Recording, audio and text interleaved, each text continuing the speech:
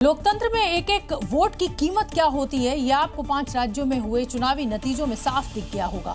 सबसे दिलचस्प नजारा तमिलनाडु में दिखा, जहां एक वोट से डीएमके के मंत्री ने अपनी सीट गंवा दी, जो काफी अनोखा और बेहद ही अद्भुत चुनावी नतीजों में से एक रहा। सोचिए जरा, 30 राउंड तक डीएमके के मंत्री बढ़त बनाए रखे हुए थे, लेकिन जैसे ही अंतिम राउंड की गिनती शुरू हुई, मामला बदलता चला गया। तिरुपतुर सीट से स्टालिन सरकार के मंत्री से टीवी के प्रत्याशी श्रीनिवास सेतुपति ने जीत छीन ली। दरअसल पूरे राउंड में डीएमके के मंत्री लीड पर थे, लेकिन अचानक 26वें राउंड की काउंटिंग में टीवी के प्रत्याशी के वोट बढ़ गए। वहीं 29वें राउंड में दोनों बराबरी पर आ गए और 30वें राउंड में आकर आखिरकार टीवी के प्रत्याशी एक वोट से जीत गए। तिरुपतुर विधानसभा सीट पर डीएमके के मंत्री कुल 83,374 वोट मिले, जबकि टीवीके के प्रत्याशी को 83,375 वोट मिले, यानी केवल एक वोट से खेला हो गया। तिरुपतुर सीट से ये उलटफेर अब देश के इतिहास की सबसे रोचक घटना में दर्ज हो गया है। ये लोकतंत्र की खूबसूरती है। जो लोग कहते हैं कि एक वोट से क्या होता है, उन्हें ये खबर देखने की जरूरत है, क्योंकि लोकतंत्र में हर एक वोट कीमती है।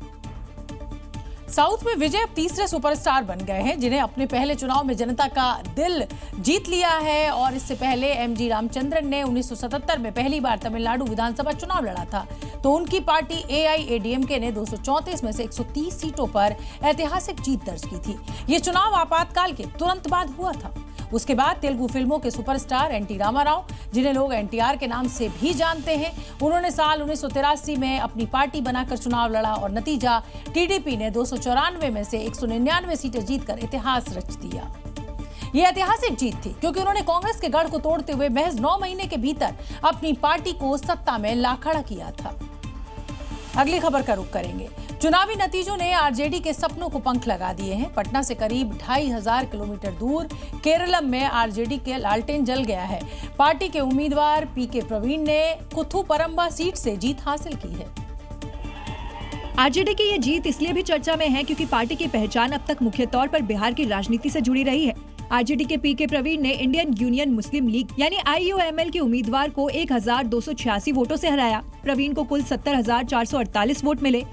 केरला में आरजेडी लेफ्ट के साथ मिलकर 3 सीटों पर चुनाव लड़ी थी। इनमें कुथुरंबा सीट पर जीत मिली, जबकि बाकी 2 सीटों पर पार्टी दूसरे नंबर पर रही। पीके प्रवीण कारोबारी है और उन्होंने अन्नामलाई यूनिवर्सिटी से पोस्ट ग्रेजुएशन और एमफिल की पढ़ाई की है। इनके समर्थन में 3 अप्रैल को तेजस्वी यादव ने प्रचार भी किया था।